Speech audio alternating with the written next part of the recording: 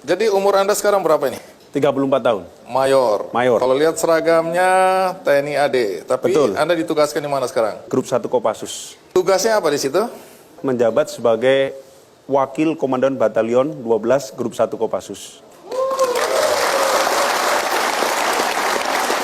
Anda lulusan akademi militer? Betul. Oke, Lulusan tahun Akademi berapa? Militer. Saya lulus Akmil tahun 2006. Dengar-dengar dapat Adi Makayasa? Alhamdulillah. Cie. Artinya lulusan yang terbaik ini. Siap. Boleh tahu Anda ini berapa bersaudara ya? Saya 3 bersaudara. Anda nomor? Saya nomor 2. Nah, tapi ngomong pekerjaan orang tua dulu apa ya? Bapak saya tukang becak, Mas Andi. Di mana itu? Di Malang. Berapa lama jadi tukang becak? Mulai saya lahir sampai saat ini, Mas Andi. Saat ini, Ya, tapi sudah berkurang membantu ibu di warung. Anda nggak malu ngomong seperti ini depan kami semua ini? Saya tidak malu, malah itu menjadi suatu kebanggaan dan terus untuk meningkatkan motivasi saya untuk berkarir ke depan.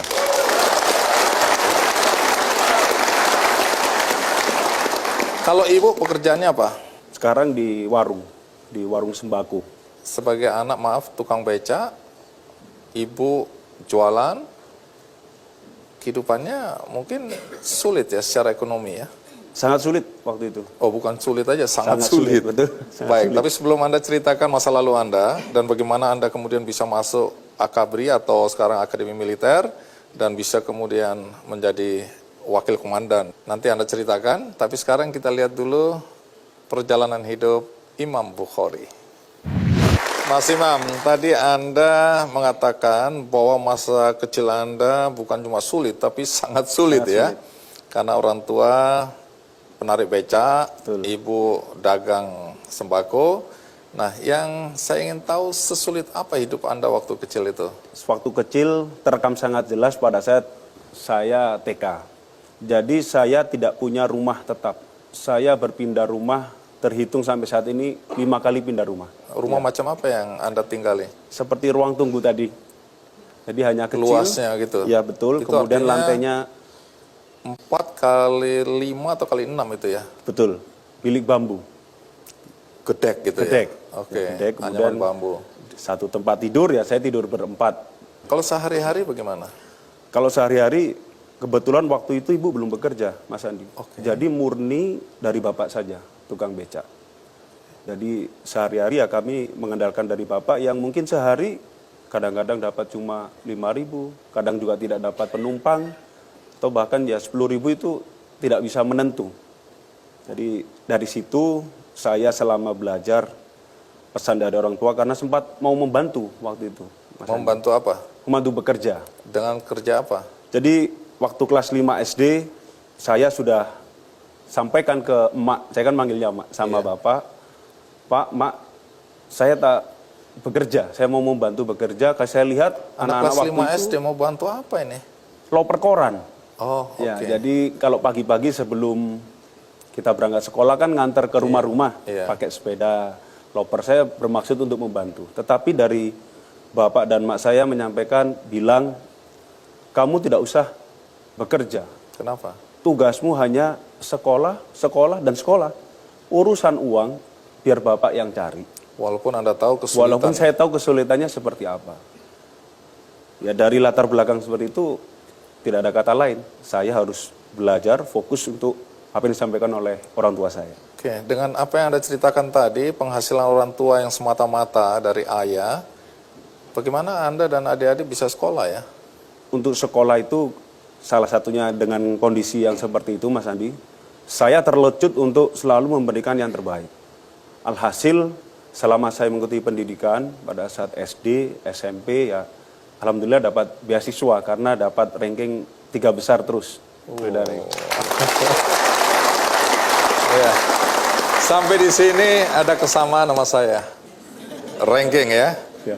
Anda dari atas, saya dari bawah. Tapi sama-sama urutan ketiga. Ini yang menarik nanti adalah bagaimana kemudian Anda bisa masuk Akademi Militer. Ya. Tapi kita rehat sejenak, saya akan segera kembali. Saya juga syukur alhamdulillah, Yenggi. Umur saya sampai detik ini alhamdulillah nggak tahu. Jadi Bapak juga nggak tahu? Lahir hari apa? Nggak Nggak tahu. tahu.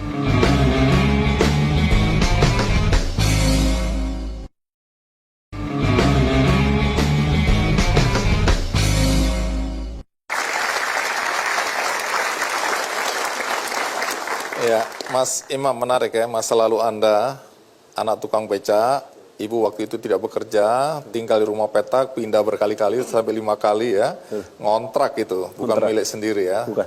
Sekolah untungnya dapat beasiswa, karena Anda tergolong pandai. Kemudian saya dengar juga bahwa tidak mudah juga, walaupun sudah dapat beasiswa, tapi untuk transportasi, uang makan, uang jajan itu bagaimana ceritanya? Kalau untuk transportasi ya menggunakan yang ada, jalan kaki, Mas Andi. Jadi ke waktu SMP, saya kurang lebih dari rumah ke sekolah itu 30 menit jalan kaki. Jalan kaki, jadi Anda harus bangun lebih pagi itu ya? Lebih pagi, jalan kaki, ya kita manfaatkan yang ada. Kalau untuk uang jajan, ya kita terima yang dari bapak saya, dari orang tua. Kalau Apapun adanya itu. kita dikasih 300 rupiah, ya saya bawa. Kadang-kadang maksimal itu 500 rupiah, Mas Andi, waktu itu. Nggak pernah lebih dari itu? Tidak pernah lebih, karena tidak ada. Lalu bagaimana ceritanya Anda bisa masuk Akademi Militer, Akademi Angkatan Darat ya? Waktu SMP, Mas Andi, kelulusan SMP, saya bertekad bahwa saya harus mencari sekolah yang minimal saya siap kerja waktu itu. Karena dengan kondisi orang tua, saya berpikir sepertinya kuliah tidak mungkin buat saya. Jadi saya harus siap untuk sekolah yang bisa mencetak saya bekerja. Waktu itu terpikirkan apa? Waktu itu terpikir STM, dan yang kedua ada penawaran SMU Taruna Nusantara di Magelang. Kebetulan ada senior yang promosi, saya tertarik dengan promosi dari senior saya. Ini sudah gratis, SMA-nya unggulan, tidak ada biaya, bahwa kita dapat uang saku juga waktu itu. Akhirnya saya ikut tes SMA Taruna Nusantara, dan alhamdulillah saya langsung masuk SMA Taruna Nusantara. Dari situ SMA Taruna Nusantara ada juga setiap tahunnya di SMA itu diadakan pertemuan alumni. Ada yang dari Angkatan Darat, Angkatan Laut, kemudian dari Sipil, dan sejak kelas 1 saya sudah menetapkan saya berkeinginan untuk menjadi perwira Angkatan Darat.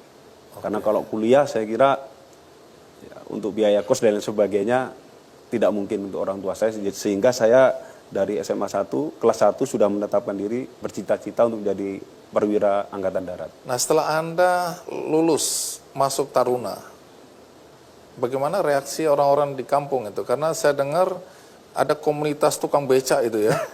Komunitasnya ayah Anda itu ya. Betul. Apa reaksi mereka ketika melihat anak salah satu dari anggota komunitas bisa masuk Taruna gitu atau lulus Taruna?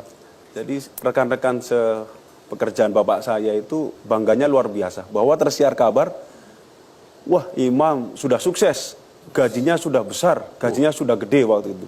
Oh wes kamu nggak usah kerja, tidur aja di rumah, ada Imam katanya.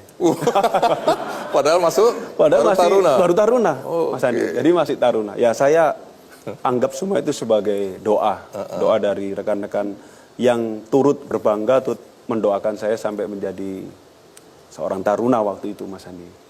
Dan menarik karena Anda lulusan terbaik ya, Adi Makayasa, kemudian ada penghargaan yang diberikan oleh komandan waktu itu ya. Betul. Ditanya harusnya apa, dapat rumah tapi kemudian jadinya Waktu apa? itu kami waktu lulusan di Makayasa dapat peringkat nomor 1, ditanya, saya mau renovasi rumah. Siap komandan, rumah saya tidak punya. Oh, Saya kalau tidak kita ada renovasi rumahnya orang. Rumahnya tidak ada. Oh tidak ada. Oh iya. Ya sudah gini aja. Saya dibelikan warung waktu itu oleh Angkatan Darat, dihadiahi oleh warung sembako. Kenapa? Saat ini ibu saya bekerja di situ, Mas Andi. Jadi saya diberikan hadiah warung. Ini Lengkap warung aja atau dengan isinya? lengkap dengan isinya. Oh, Lengkap dengan isinya, alhamdulillah. Dengan syarat bapak saya tidak boleh becak lagi waktu itu. Jadi sudah tidak boleh becak dan harus mengelola warung itu dengan baik. Di sini ayahanda tercinta ada ya? Ada. Pak Abdus Salam. Nah, kita undang Pak Abdus Salam. Didampingi oleh Ibu Siti Khotijah, sang istri tercinta. Wis.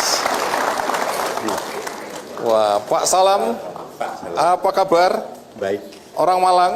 orang Malang Arodam bisa. Arodam bisa. Meduro. Ibu Siti, terima kasih sudah hadir ya. Tapi kok ganteng ini, nggak percaya saya ini tukang beca ini. Mudah mana? Hampir sama, Pak.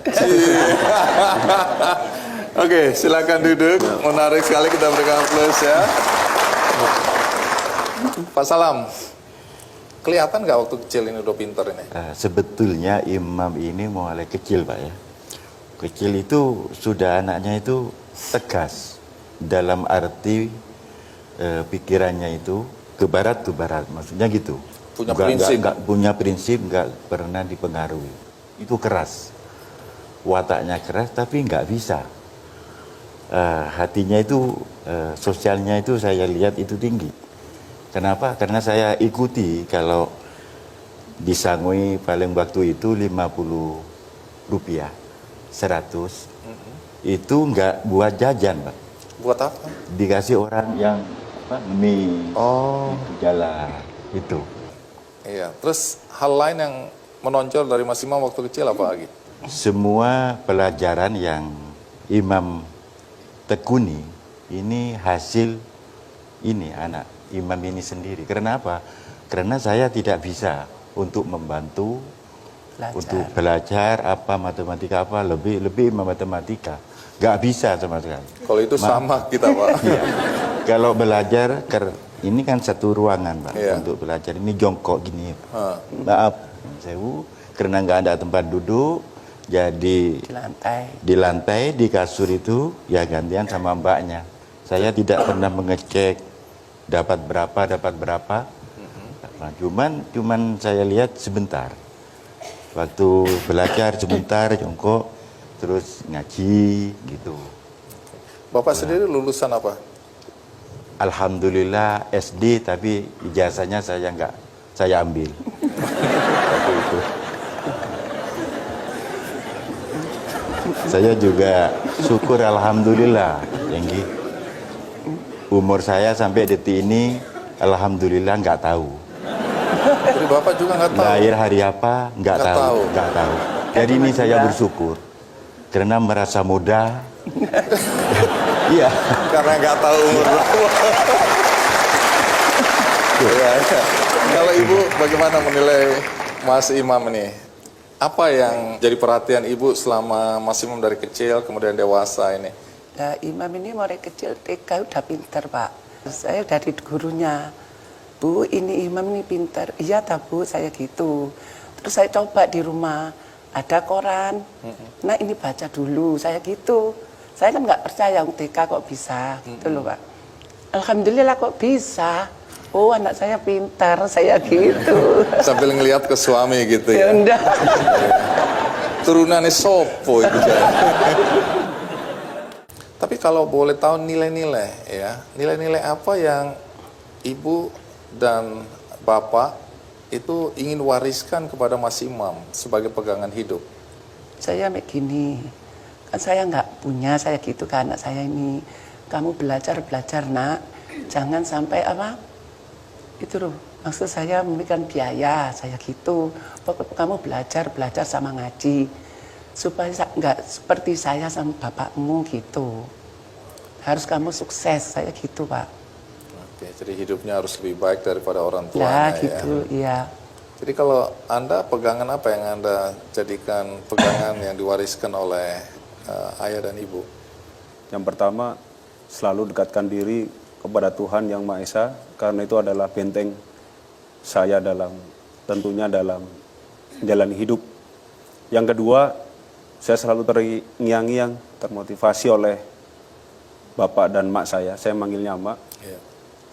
Itu tadi yang disampaikan oleh ibu saya. Kamu anaknya orang tidak mampu. Kamu gak usah mikir biaya, dan satu yang pelajaran perlu saya ambil, tidak perlu minder. Jangan kamu malu, jangan minder bahwa kamu anaknya tukang becak. Terlepas nanti kamu sekolah bergaul dengan anak-anak orang kaya, kamu jangan minder. Suatu saat anak orang kaya itu akan belajar dengan kamu.